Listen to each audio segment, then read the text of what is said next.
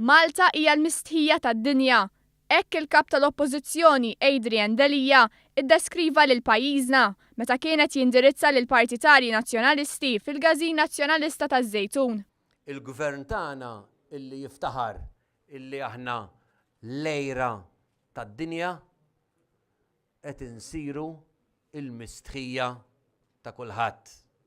Id-diskors ta' Adrian Delija kien mimli attakki lejn l-investiment li qed jattira l-gvern lejn pajjiżna u kritika l-ħsieb li kumpannija ewlenija Kanadiża qed tistenna li l-pajjiżna japprova l-liġi tal-kannabis mediċinali sabiex tkun tista' tinvesti f'faċilità liċenzjata f'pajjiżna. Delija nfexxjajjat li f'pajjiżna ġejja fabbrika ta' drogi.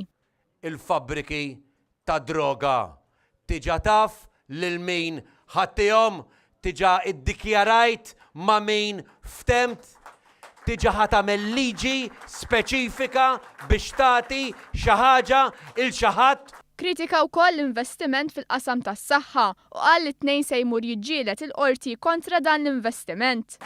U jekk hawn xi ħadd li jemmen f'pajjiżu jiġi miegħi, jekk hawn xi ħadd illi jemmen li Malta hija tagħna u mhux ta' gvern laborista jiġi miegħi. U jekk hawn wieħed minnkom hawn ġew illi jrid iqum għad-demokrazija, issa huwa il-mument.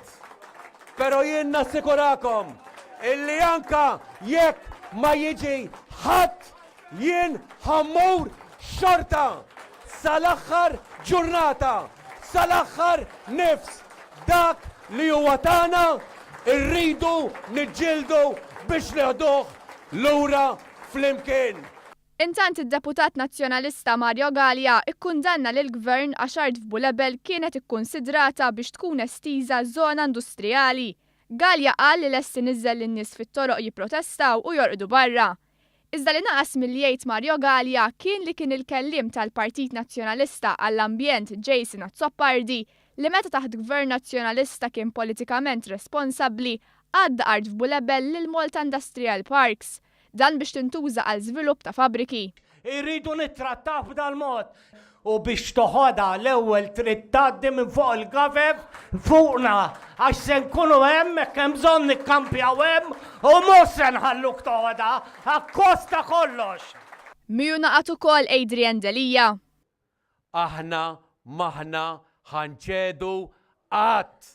Aħna mu sa nifqu niġġieldu qatt. Aħna maħna ħanaqtaw qalbna qatt.